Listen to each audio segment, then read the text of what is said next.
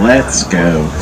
John everyone, welcome to Kilimanjaro Safaris. My name is Stanley and I'll be your safari trip guide into the Harambe Wildlife Reserve. If you guys look further, you'll see that animal spotting line. Now, still, if you don't see any of the animals that may be on the reserve today. Just so note, not all the animals may be out about today. Some of them do tend to migrate from time to time. Others are often nocturnal by nature. But there's always a good chance we'll see most of the animals up on that list. You're good. Now, our adventure begins here at the Little Literary Forest. Like a pro. Here, a lot of animals will use the cover of shade and trees in order to disguise themselves away from any potential predators. Be sure to keep a nice good lookout where an animal may be hiding, or they could be hiding behind any corner, or even behind a tree around here. On the right hand side, you'll actually see one of the okapi. Okapi used to be thought as a mythological animal, something akin to like a dragon or unicorn. That's because in the Western world, they couldn't even find the okapi until 1901. When people found the okapi, they thought it was related to a zebra based off the stripy pattern. They know it's actually more closely related to a giraffe. That's because the okapi share many similar qualities to a giraffe, such as a prehensile tongue and even a similar skeletal structure. Up on the hill on the left-hand side, you can actually spot one of the bongos up there. Bongos are known as ghosts of the forest as they blend in with their surroundings. Bongos have these long, curved horns that allow them to escape into the underbrush whenever they're chased by a predator. We're going to head down towards the watering hole around the left-hand side. These watering holes are very essential. Some animals could migrate for hundreds of miles for a drink of water. Oh my god. On the left-hand side, you can see a nice good look at one of the black rhinos. Black rhinos could weigh up to nearly 3,000 pounds. Their horns are made out of keratin. Keratin is the same stuff that's made out of your fingernails and hair. Regrettably, unfortunately for the black rhino, they are sadly critically endangered. There's less than 5,000 of them left out in the wild. They once populated the entire continent of Africa until they were nearly poached to extinction. We're now starting to make our way over towards the other end of the Little Literary Forest. And now starting to make our way over towards the Safi River. Now within the Safi River we'll see a lot of different animals that live on land and in the water for most of their lifetimes. Be sure to keep a nice good lookout, especially for any animals that could be hiding underwater.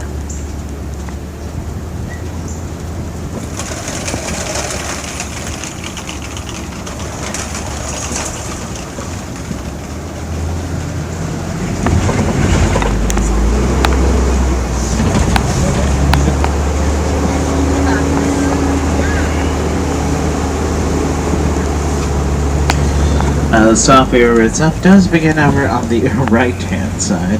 This river is known to kind of snake its way all the way towards the savannah, providing a lot of rich habitats for many of the inhabitants out here. If you follow along the river on the right, look to where there's two tree trunks just kind of sticking out of the water.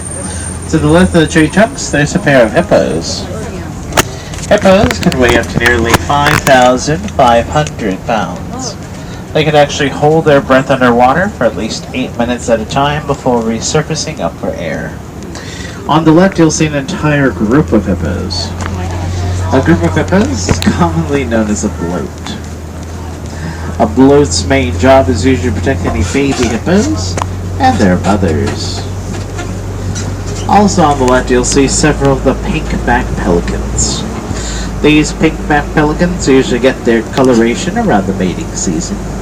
Very fascinating little fact about the pink-backed pelican. After about a week or two, once they hatched out of their eggs, they grow to full size the following week later.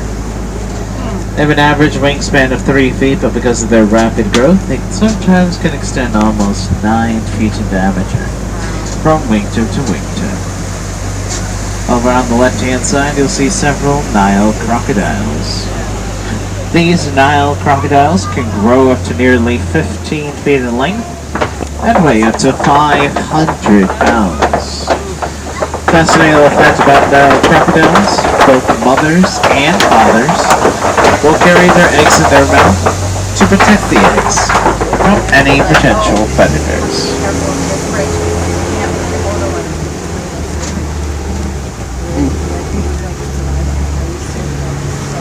We're now starting to leave the Safi River behind us, and now starting to make our way over towards the savannah up ahead. Within the savannah, we'll see a lot of different animals that to graze from some of the tallest palm trees. Others are known to hide among the lowest grasslands. We'll also see many different animals that to drink from this tree on the right. This is known as the baobab tree. To the local natives, that tree is more commonly known as the tree of life, as many animals would often drink from the trunk of the tree, especially during major droughts. Out throughout the savannah, much of the Serengeti grass often dots all over the landscape. This grass is very nutritious to many animals, but more importantly it provides cover for both predators and prey alike. The first animal we'll see is over here on the right-hand side. These are some of the Maasai giraffes. They are indeed the world's tallest land mammal. They can grow up to nearly 20 feet in height. They tend to walk around the savannah, cruising at speeds of nearly 10 miles an hour. Others will gallop in short, quick bursts of 35 miles an hour. Beside the giraffes, you can see some of the tiny little springbok. Springbok can leap up to nearly 6 feet high upwards in the air and 13 feet forward. They're also known to move at speeds of nearly 40 miles an hour. They are some of the world's top 10 fastest land mammals. Male springbok are known to have these beautiful lyre-shaped horns.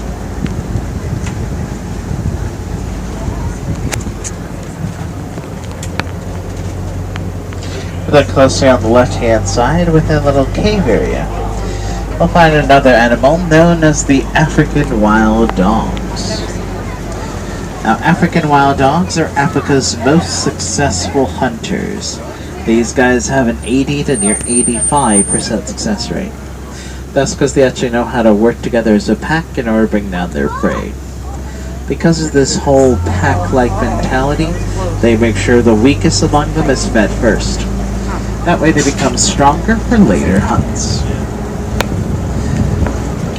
Coming up on the left and on the right, you'll see these large rock-like formations. These are not quite rocks. These are actually termite mounds.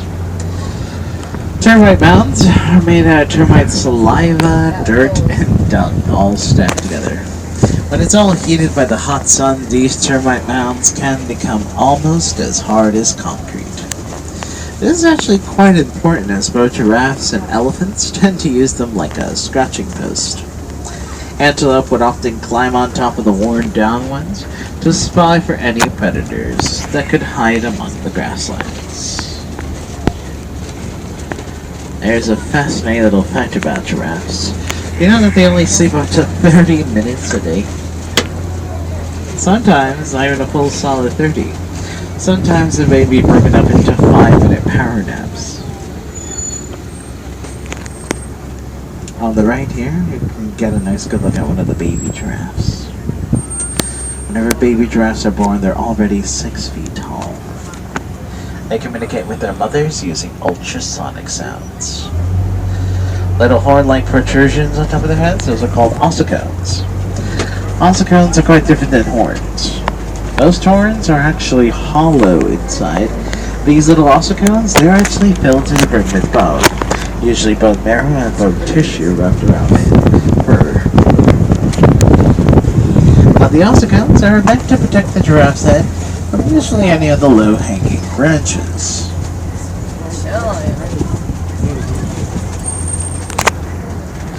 Now regrettably for these giraffes, they are known to be quite critically endangered. In some countries, there's less than 2,000 giraffes within their borders. Loss of habitat is a major cause of their population decrease, as is usually as well as poaching. On the right, you can see see a very big horned animal down there. Those are known as the Ankoli cattle. They're the only domesticated animals out here on the reserve. The Ankoli cattle are those horns are actually hollow inside.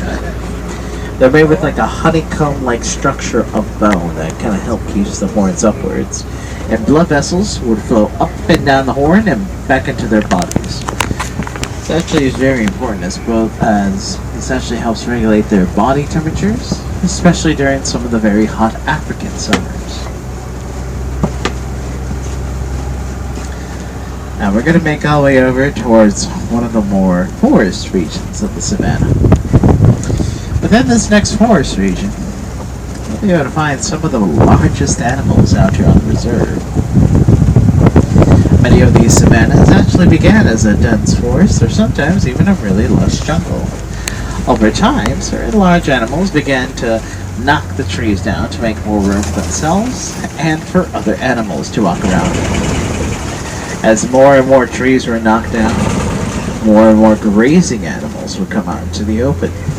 They would often graze at the open grasslands until the savannah looks like what it does today. Look on the left, you'll see a pair of mandrills. Mandrills are some of the world's largest monkeys. They can grow up to 100 pounds. They're relatively shy creatures, but despite their shyness, they like to live in colonies up to 100. Mandrills are quite interesting as they have a special pouch in their cheek that allows them to store food for snacks.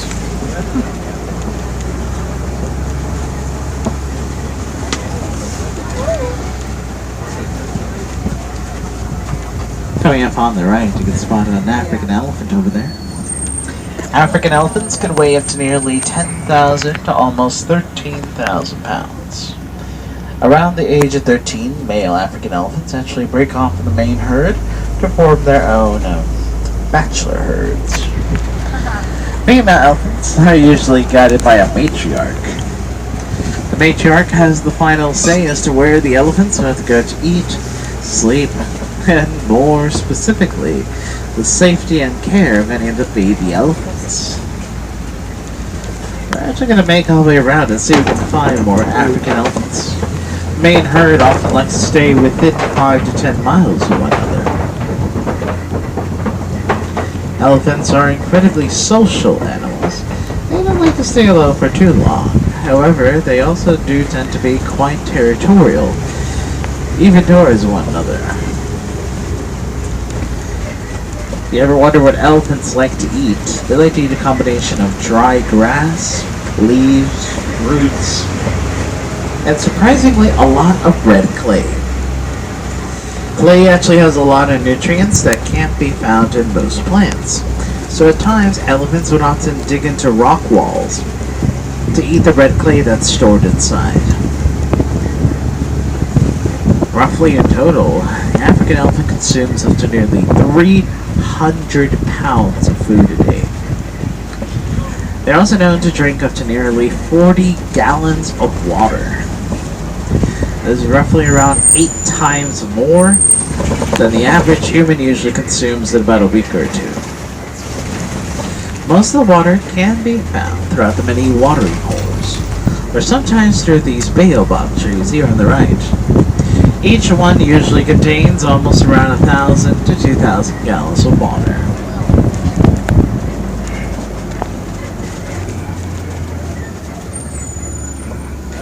Now, elephants actually have many different ways to keep cool, especially on hot summer days. They can actually flap their ears. By flapping their ears, they're helping generate wind currents to help lower their internal body temperature up to a difference of nearly 15 degrees. Another wonderful way for them to cool down is by sending mud, dust, dirt, or grass all over their backs and sides. This actually helps keep their skin from tearing as well.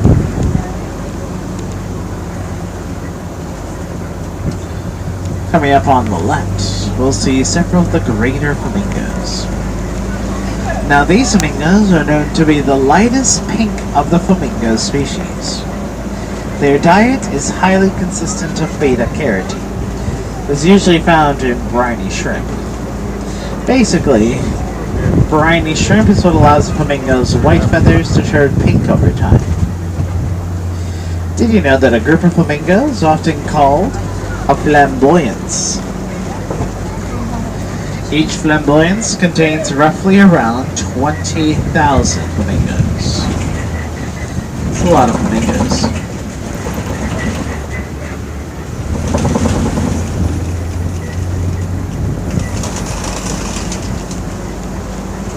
Around the left, you'll see a very large hole in the ground. These large holes are known as mud wallows. Mud wallows often act as both a mosquito repellent and sometimes is even used as a sunblock. Usually if there's a very large sized mud wallow. Sometimes large animals tend to also be nearby too.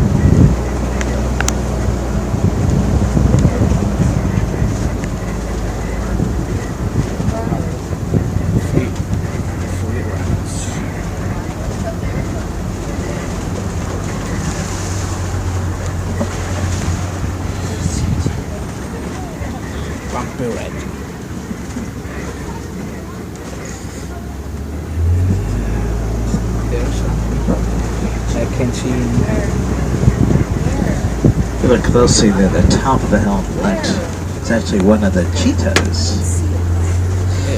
Cheetahs are some of the world's fastest land mammals. They can run at speeds of nearly 50 miles an hour. A cheetah's body is actually built a bit more like a canine body rather than a feline body. In fact, cheetahs don't make too many feline noises. They prefer to emit high-pitched chirps to communicate with their cubs and family members. They're among some of the very few diurnal predators out here on the reserve, meaning they prefer to hunt early in the morning or around sundown. Coming up ahead, you'll see a large Kopi rock formation. These Kopi rocks are known to jut out of the savanna and often provide a very good vantage point for certain large predators within this area. The lions too. Are they hiding? They're chomping at us. One such large predator is the African lion you see here on the left. Male lions can weigh up to nearly 500 pounds. Female lions cap around 300 pounds. A lion can leap up to nearly 10 to 15 feet upwards in the air in a single bound. They can also run up to speeds of nearly 30 to 35 miles an hour. Rather than a lion's roar so deep it can be detected up to 6 miles away. Their eyesight almost matches that of a human during the day, yet around night it's around 6 times better than that of humans. Humans tend to fear lions, not realizing that, well, without lions, much of the savannah as we know it today would not be able to exist.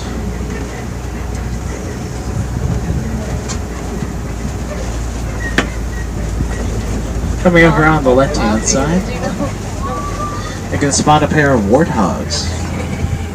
Warthogs are some of the largest known burrowing animals. Now that warthogs actually have 2 pairs of tusks. The upper pair that you normally see, those are used to dig the holes in the ground. The lower pair are more razor sharp, and that's what they use in order to defend themselves. Warthogs are actually confirmed to be some of the close cousins of the domesticated pig. Coming up on the right-hand side, if you look closely, you'll see that there's a bontabout back there. It's a type of antelope closely related to wildebeest. On the ground, you'll see several eggs.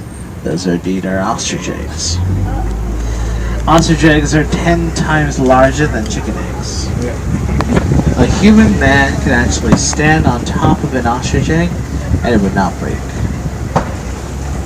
They are incredibly durable. We're now making our way over towards one of the last areas of the savannah. This next last area is actually known as the Magadi Glen. Now here, a lot of animals would use this little habitat like an oasis. More often than not, animals are losing their habitats due to global climate change or to human populations taking over their territories. Other animals tend to use this little habitat like a shortcut to make their way over towards other areas within the reserve.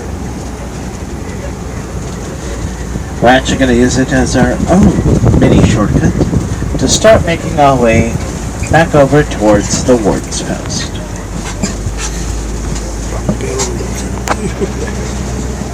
Now, I hope you folks enjoyed today's Kilimanjaro safaris. We managed to see a lot of fantastic animals out here today.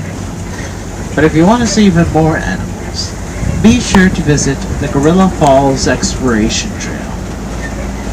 At the Gorilla Falls Exploration Trail, you guys will see gorillas, meerkats, naked mole rats, African bullfrogs, and several exotic species of African birds and fish. Here at Kilimanjaro Safaris are all about the safety and conservation of all of these animals. If you want to help out, you're more than welcome to do so. Whether by donating to a local wildlife organization or simply just by reducing, reusing, or recycling back at home. Do you know just by recycling a bottle of water you could be saving at least 5 to 10 gallons of oil? Recycling a whole stack of paper could save at least 10 to